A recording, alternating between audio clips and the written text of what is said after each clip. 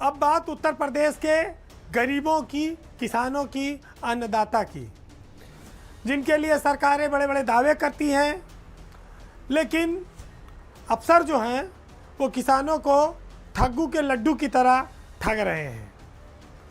UP में किसानों की आय दुगना करने का दावा पिछले कई सालों से हो रहा है, लेकिन जितनी स्कीमें आई, किसानों के बजाय अफसरों और मंत्रियों की आय ही दुगनी होती रही। यूपी का कृषि विभाग किसानों की कैसी सेवा कर रहा है, इसकी एक वानगी जब हम आपको दिखाएंगे तो आप हैरत में पड़ जाएंगे, क्योंकि सेवा के नाम पर यहाँ पर मंत्री और अफसर मेवा खाते जा रहे हैं और जिसको सेवा मिलनी चाहिए थी वो दिन ब दिन कमज़ोर होता जा रहा है, दुबला होता जा रहा है, मरियल सा होता जा रहा है। वो हमारा किसान है। कृषि विभाग में जो मंत्री सूर्य प्रताप शाही के चहेते लोग हैं, उन पर मेहरबानियों की बरसात हो रही है। उनको एक साथ कई कई चार्ज दिए जा रहे हैं, जिससे उनका पेट भरपूर भरता रहा है। किसान भले ही भूखा रहा है, अन्नदाता फसल पैदा करने वाला भले परेशानी में रहा है, लेकिन अफसरों को कोई तकलीफ ना आए। वेतन जो सरकार देती है वो तो मिले ही, लेकिन उसके अलावा और भी इंतजाम होता रहा है। आज हम आपको एक ऐसा मामला बताएंगे जिसमें कृषि मंत्री सूर्य प्रताप शाही अपने चहेतों को दोहरा प्रभार देकर बनारस से बैठाकर लखनऊ का काम दिखवाते हैं। अब सोचिए, बनारस से बैठकर अफसर लखनऊ का काम चार्ज चला रहे हैं। ये कैसी विचित्र स्थिति है। ये एक मामला नहीं है, 2-3 मामले हैं जो हम आपके लिए लेकर आए हैं। वर्तमान में राजशेखर जो कानपुर के मंडलायुक्त थे, इस समय एग्रीकल्चर विभाग के डायरेक्टर हैं, कृषि निदेशक का भी चार्ज उनके पास है। और तीसरा एसीएस ही है। खैर, बनारस में संयुक्त कृषि निदेशक हैं SN दुबे, और उनको लखनऊ में टेस्टिंग लैब का चार्ज दे रखा है मंत्री सूर्य प्रताप शाही ने, और वो पद डिप्टी डायरेक्टर का है, यानी कि ज्वाइंट डायरेक्टर डिप्टी डायरेक्टर का चार्ज लिए हुए बैठा है। हमारे यहाँ डीएम से कह दो कि एसडीएम के चार्ज लोगे तो कोई डीएम नहीं लेगा।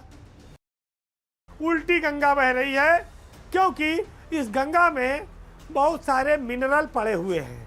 इनको पीकर अफसर भी हट्टे कट्टे हो जाएंगे और मंत्री भी हो जाएंगे, सबके पास ताकत आ जाएगी।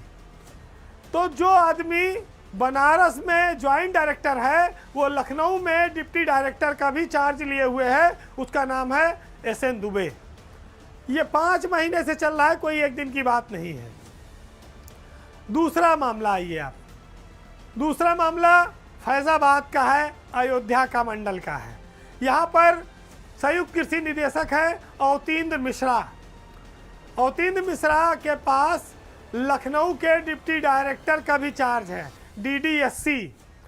अयोध्या मंडल के ज्वाइंट डायरेक्टर हैं और लखनऊ मंडल के वो DDSC भी हैं। ये कैसे है? मंत्री जी की कृपा से हैं। पहले वो देवरिया में रहे हैं, मंत्री के बड़े खास आदमी हैं सूर्य प्रताप शाही के।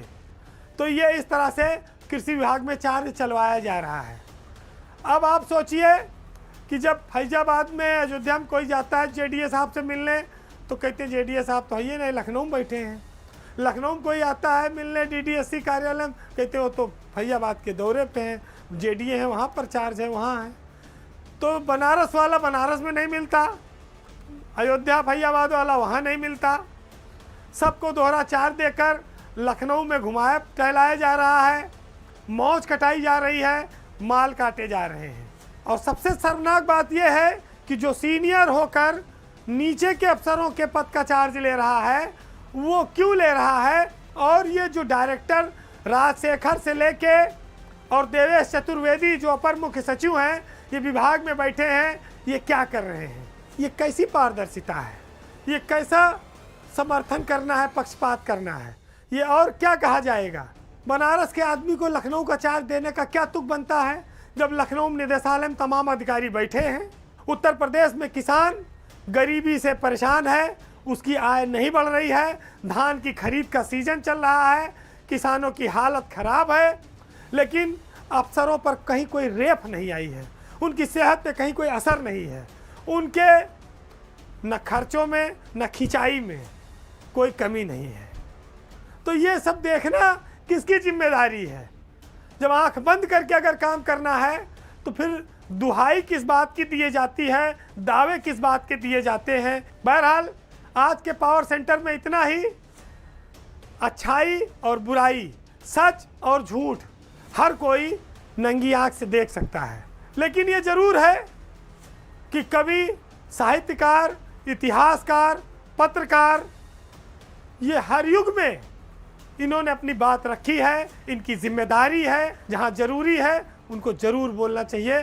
तो सुनिएगा, बहुत मौजू है इस हालात पर ये शेर कि मैदान की हार जीत तो किस्मत की बात है, टूटी है किसके हाथ की तलवार देखना, और आँखों की रोशनी से है हर संग आईना, हर आईने में खुद को गुनहगार देखना।